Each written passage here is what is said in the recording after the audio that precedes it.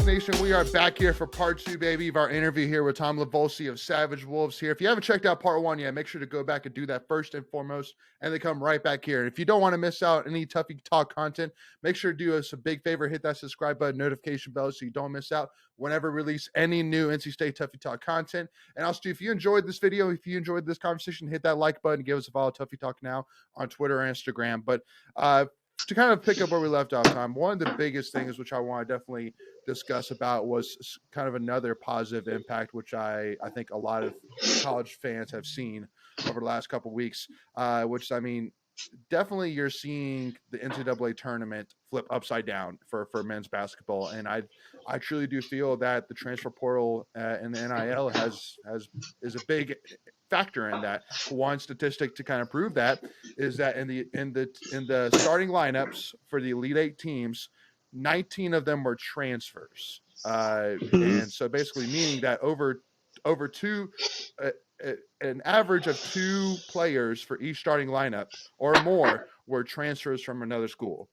And now you're seeing that with, now again, we're recording this on Wednesday, March 29th. As of today, you have the Final Four coming up, which includes San Diego State, Florida Atlantic, Miami, and UConn. And, so obviously not your blue blood schools. Now your Kentucky's, now your Dukes, UNC's, your Kansas's, they're not in it.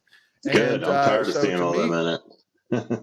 Exactly. Well, and I think that because that's one of the biggest gripes for, people, including myself, who want college football playoff expanded, is because we don't want to see Ohio State, Michigan, and Alabama in it every single year. We want to see some new guys, some young bloods. And so to me, I love it. I love it. Now, now the other thing which I want to even mention to it as well is, I remember in the Survive in Advance documentary, which, shout out to the home field shirt, Survive in Advance shirt I'm wearing. But, one of the things that's right. One of the things that stood out to me was from that documentary was when they were interviewing some athletes during that time. And they were talking about they were interviewing the center from Virginia, whose name escapes him right now. But basically they were when he was talking about why he was deciding to come back, each year he just kept on thinking and saying, I want to go back to school. And so literally this guy who would have been the number 1 overall pick in whatever NBA draft he decided to come back every single year just because he wanted to continue, his degree. And so, but now you don't really have that. Now, players don't just come back just because they want to, continue with their degree.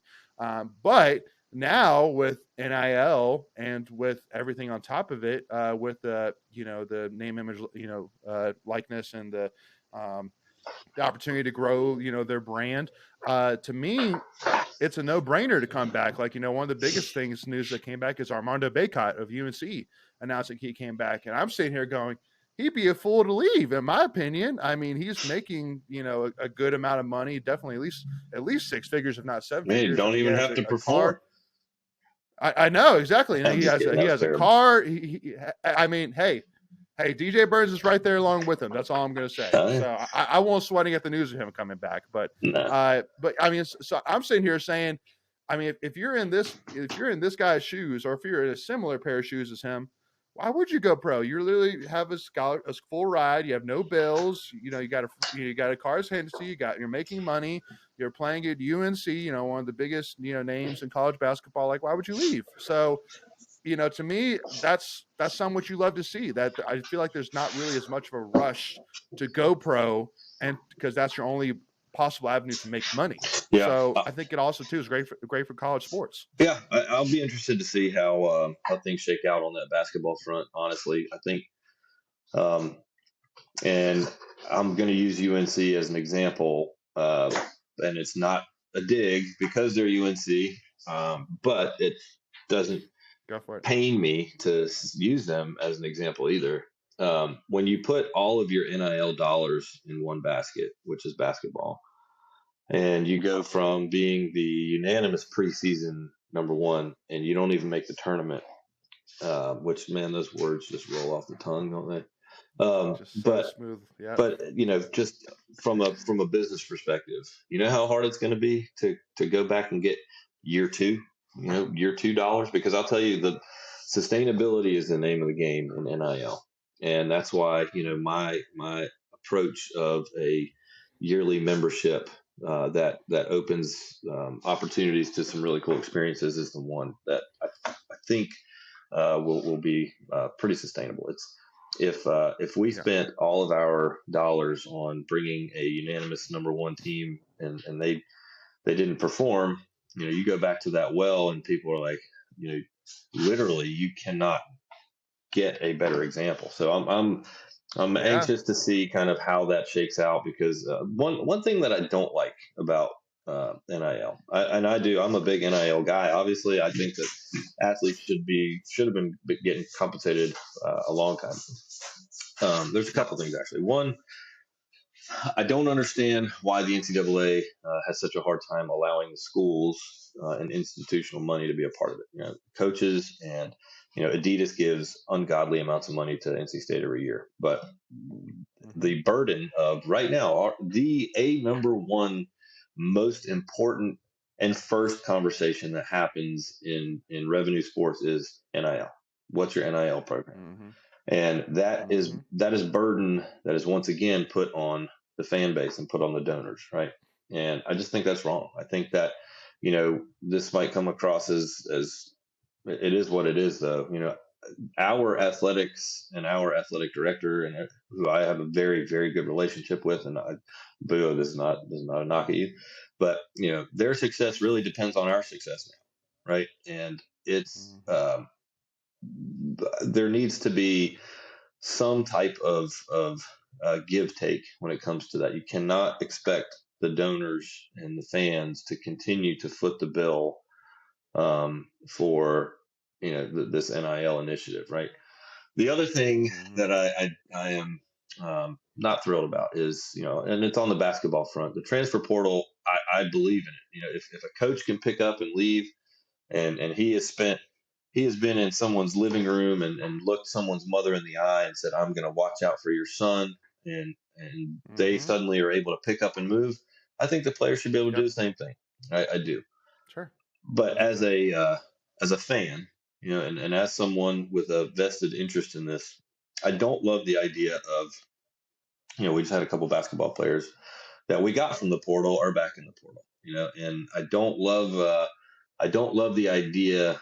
You can't build a culture and you can't build a program by piecemealing things together every year. You have to have some type of tenured foundation that has to exist, right? And basketball, because obviously there's less positions on the team, so less depth, and recruiting in basketball is so different than football. You can recruit 3 or 4 guys in the same position.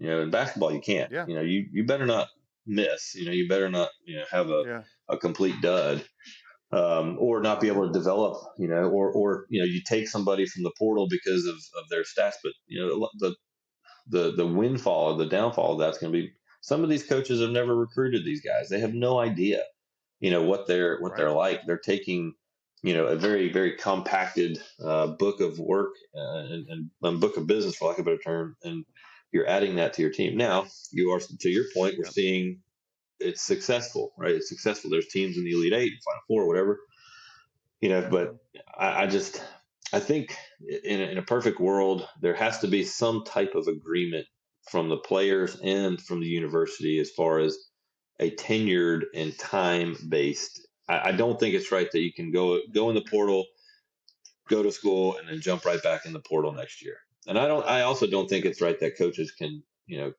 look in a camera and say, I'm staying here. And then, they get a group of commitments to commit to them, or recruits to commit to them, and then they take off for another school. It's not 100%. There's no perfect solution for it, but I do think there's a lot of areas in NIL that could be better. Yeah, no, 100%, and especially too, I think that it's a give and take. It's especially for basketball, where basketball now is basically like, there's no reason to even have a conversation about previewing next year. Like, even like with football, you can kind of start talking about, okay, like, these guys are going to come back. This guy's probably going to be the starter, like, at this position.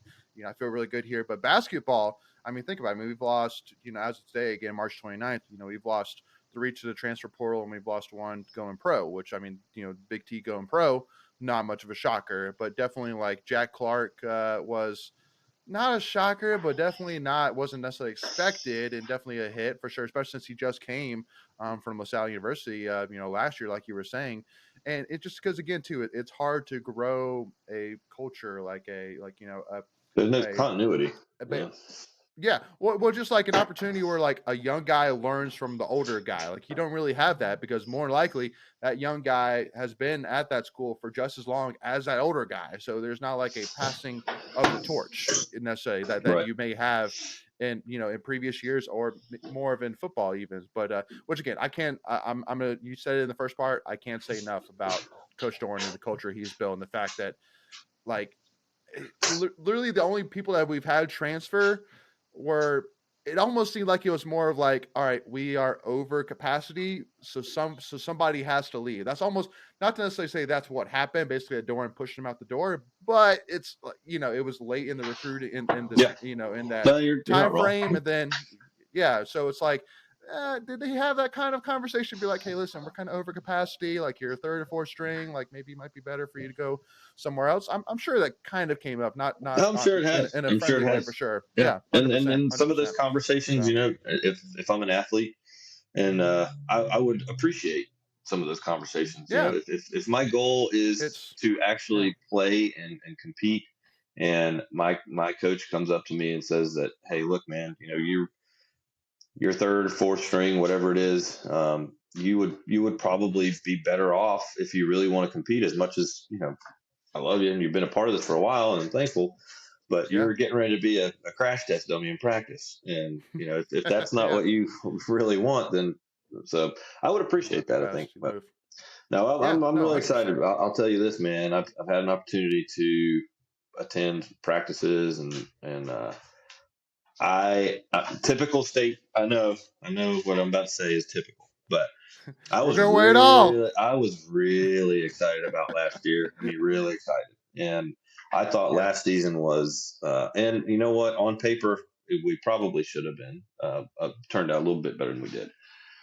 But I will say this that our defense has, and I never thought I'd say after losing Corey Durden and Drake Thomas and Isaiah Moore and Tanner and Cyrus and Drew, mm-hmm. uh, but I will say that our defense is legit. Like, I mean, legit. And I talk to Peyton every day, and I mean multiple times a day. And some of Yeah, the young guys, our transfer portal, we hit an absolute home run in the transfer portal this year. But let me tell y'all that this offense is like nothing we've ever seen at NC State. It is I'm fun to stoked. watch. It is fun to watch, man. Before we And continue, I want to take a quick second to tell you about our sponsor, Flightlands Jessup Insurance Group, that has your whole world covered, with agents in 5 offices throughout eastern North Carolina to help you decide how much coverage you need. Offering policies for home and auto, recreational vehicles, commercial, crop, health, life, and employee benefits. They are able to combine options to find a comprehensive solution that works for you. Flightlands Jessup protects the things you love so you can spend less time worrying and more time enjoying them. Find them on Facebook and Instagram at Flightlands Jessup. You can also visit their webpage at www.flightlandsjessup.com. So please make sure to go and check them out. and I'm upset that I don't do it full. I don't do this full time, and I'm upset that they have practice closed off to media because I would give a finger to watch our offense right now. I'm so I'll excited to tell you see what, it. you sign Like up to be a yeah. sign up to be a member of Savage Wolves, and we can make that happen, buddy. Hey, there we go. Love that plug. Love Yeah, that, well, Tom. we got Love some that. cool stuff, Yeah, man. So like yeah. some of the other things that we're gonna be doing, we have what's called Peyton's post game. So after every victory, we're gonna have a private Zoom type room like this to where fans can actually log in and have direct dialogue and interview a couple of the players after a victory, obviously. Oh, that's so sick. But yeah, I love that. because the reality is this I too. love that. There's a lot of NC State fans scattered throughout the country that aren't able to make games all the time, and we're trying to be cognizant of them and try to get them involved in the experience. I just got off the phone with Mike Mm-hmm. Glennon a little bit before you and I, and we're trying to work on Yep. something pretty cool called Glennon and Brennan, where the two of them kind of sit down and dissect some film together.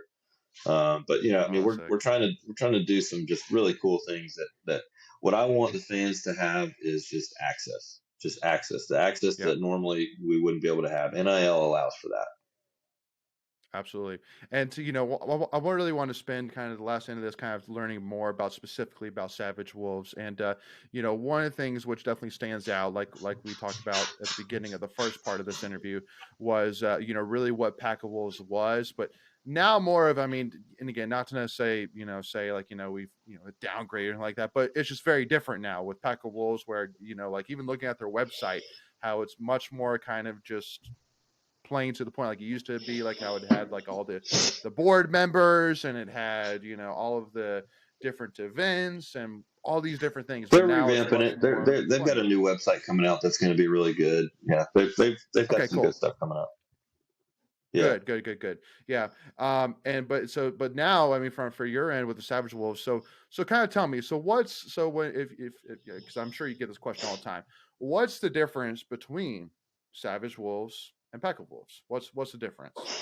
Um, Plainly. well, we Savage ain't average. Mm-hmm. That's what I say. So, Hey, I like that. and if you look, and this is kind of by design. It's we can't take care of everybody, right? So Savage Wolves, we are going to limit our membership, or our athletes are going to be limited per sport to 25, right? So we're never going to have more than 25 football players. We're never going to have, obviously, there aren't 25 basketball players, but the Yeah. idea of the Savage Wolves is my personal goal is to have the time back to what does NIL mean? To me, NIL as a business person means I want someone with marketability, big following, and Savage Wolves exists because we want to have kind of a different tier of athlete and experience that is kind of earned from an NIL standpoint, right? So, Peyton Wilson is a household name everywhere. He's also someone that I have, engaged with some of our sponsors and things. You can put him in front of the camera, right? So, I'd say the big difference with Savage Wolves is, as a member, I can guarantee you that you are going to have a personal experience, and not just a one-time personal experience. Like, my goal, again, what someone asked a really interesting question the other day, and I'm sorry if I go off on a tangent, but this is the best way I Go can for it. answer. Someone asked me the Mm-hmm. other day at an NIL conference, what are you guys doing differently? Because NC State is not known as a Texas A&M when it comes to the fiscal resources, right? And my Absolutely. answer was, it's our fan base. Our fan base is the most supportive and the most deserving fan base in the country. I've through NIL, I've had an opportunity to see a lot of places and meet a lot of people. And our fan base, when we all come together, you do not want to mess with us. Like, we Heck will. no. There's no other fan base in the country that I would not want to be on the wrong side of, right? And that is our strength. Our strength is the strength of the wolf pack, right? And I know that sounds really corny, Mm-hmm. but that's the damn truth. And when Mm-hmm. we start to change the game from an NIL front, and when we get people's mindset out of, I'm just going to cut a check and I'm going to, whatever, through Savage Mm-hmm. Wolves, we are going to make sure that every single fan has some type of experience and relationship, that they know that they're making an impact. And when that mindset takes over, it's just going to grow. But Yeah. I was even the guy said, he's like, man, that's a really good answer. Our strength is our fan base, right? We don't have the T Mm-hmm. Booms Pickens, even though we have Jim Goodnight, Dr. Goodnight. If you're listening, what's up, man? Like, come on, bro, help us out. Shit. But Yeah. anyway, Yeah. but when you get Wh- 70,000 NC State fans, that's a strong force there, buddy. And if everybody kicks in a little bit, man, I'll tell you what, we're gonna keep doing. We're gonna keep growing like we're growing.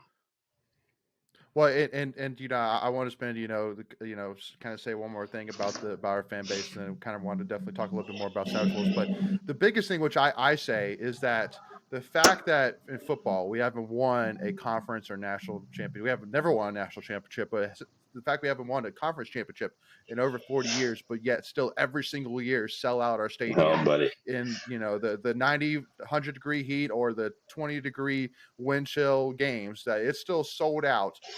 Or from a basketball side, the fact that PNC can still be one of the loudest and toughest environments to play in all of college basketball, or the fact that Reynolds Coliseum, there's not a stadium that is tougher to play in all of women's basketball than Reynolds Coliseum.